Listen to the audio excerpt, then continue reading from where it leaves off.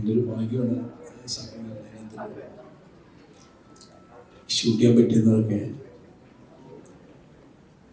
അപ്പോൾ ഞാനെന്നലെ 2 ദിവസം മുമ്പ് എൻ്റെ വൈഫിനോട് പറയുന്നു, ലാല് ഈ മഴക്കെല്ലാം ഉണ്ടാക്കിയതിന് ശേഷം കത്തി താഴെ ഇടുക എന്ന് പറയുമ്പോൾ ലാലിൻ്റെ റിയാക്ഷനെ പറ്റി പറഞ്ഞപ്പോൾ അറിയാതെ എൻ്റെ വൈഫ് കഴിയുന്നുണ്ടായിരുന്നു. അതായിരിക്കും എനിക്ക് തോന്നുന്നത് സിനിമ ഇനിയും കാണുമ്പോൾ ആൾക്കാരിലുണ്ടോ കണ്ണീര് വരാത്ത ഒരു മനുഷ്യരും ഉണ്ടോല്ല. യേശുവിനെയും പാർവതി പറയുന്നു, ഇത്രയും സുന്ദരിയായിട്ടുള്ള ഉറപ്പുണ്ണിനെ ഉപേക്ഷിച്ചിട്ട് ലാല് നടന്നു പോകുമ്പോൾ ഞാനിപ്പോൾ പറഞ്ഞതാണ്, എൻ്റെ ഹൃദയം പൊട്ടി. ലാല് ഉപേക്ഷിച്ചിട്ട് പോകുന്നു. അതാണ് ഞാൻ സീബത്ത് പറയുണ്ടായത്.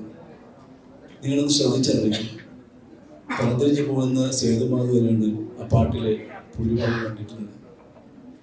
അതാണ് ഒരു സിനിമാറ്റോഗ്രാഫറും ഡയറക്ടറും ഒരു കോർഡിനേഷൻ പറയുന്നതിനെ ഉൾക്കൊള്ളാനുള്ളൊരു സിബിയുടെ ഒരു വലിയ മനസ്സാണ് അതിൻ്റെ വിശ്വാസം ഉണ്ടാക്കുന്നത്.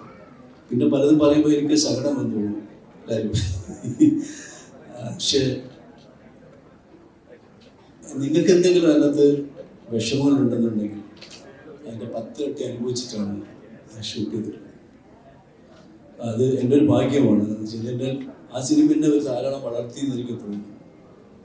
കിരീടം ഷൂട്ട് ചെയ്തപ്പോൾ എനിക്കൊന്നും തോന്നിയിട്ടില്ല. പക്ഷേ ആൾക്കാർ കിരീടത്തിൻ്റെ ക്യാമറമാൻ വന്ന് പറയുമ്പോഴാണ് ഞാൻ ആലോചിക്കുന്നത്, അപ്പം ഞാൻ അത്രയും ചെയ്തതല്ല, അറിയാതെ തന്നെ ആ സിനിമയ്ക്ക് വേണ്ടി ഞാനിങ്ങനെ ആയതാണോ എന്ന് എനിക്ക് സംശയം. കണ്ണീർപ്പൂവിൻ്റെ ഞാൻ പറഞ്ഞ ആ പാട്ടിൻ്റെ കാര്യം പറഞ്ഞിട്ടുണ്ടെങ്കിൽ ഞാൻ പിന്നെ വേറെ ഒന്നും പറയുന്നില്ല. എന്നത് ഈ NFDC എന്നോട് അതിൻ്റെ റെസ്റ്റോറേഷൻ സിനിമയോട് പോകുമ്പോൾ ശരിക്കും എല്ലാ സിനിമകളും ചെയ്യുന്നതൊരു 3 ലക്ഷം രൂപ കേരളത്തിൽ മുമ്പിൽ. അപ്പോൾ പ്രസാദിനകത്തൊരു 2.5 കോടി മുടക്കിയിട്ട് അവിടെ ഒരു സ്വയം അത് വെച്ചിട്ടുണ്ട്. ബോംബെയിൽ ഒരെണ്ണം വെച്ചിട്ടുണ്ടായി. അപ്പോൾ ഞാൻ ധൈര്യത്തിലൊന്ന് വിളിച്ച് ചോദിച്ചു, LCB എന്നെ എന്തെങ്കിലും പരിചയപ്പെടുത്തിയിരുന്നു, ഇങ്ങനെ ഒരു മെഷീനുണ്ട്, അത് ചെയ്യാൻ പറ്റുമോ എന്ന് ചോദിച്ചു. 2-3 ദിവസം ചെയ്യുന്ന ഒരു കോളാണ്. 10-15 ലക്ഷം രൂപ മുടക്കിയിട്ടാണ് ഈ സംഭവം ചെയ്യുന്നത്. അതുകൊണ്ട് തന്നെ താങ്ക്സ് ടു NFDC. ഞങ്ങൾ കുറേ സംസാരിച്ചിരുന്നു, ഓഫീസിൽ ഞാൻ കുറേ നേരം സംസാരിച്ചിട്ടുണ്ട് അത് ചെയ്യാനായിട്ട്. അത് വളരെ ഒരു എക്സ്പീരിയൻസ് ആണ് പറയുന്നുണ്ടെങ്കിൽ. ഇരിക്കുന്നൊരു പോസിറ്റീവായിട്ടുള്ള സ്ഥലത്തിൽ 8K അത് സ്കാൻ ചെയ്തിട്ട് എൻ്റെ 4K നമ്മൾ കൊണ്ടുവരുന്നത്.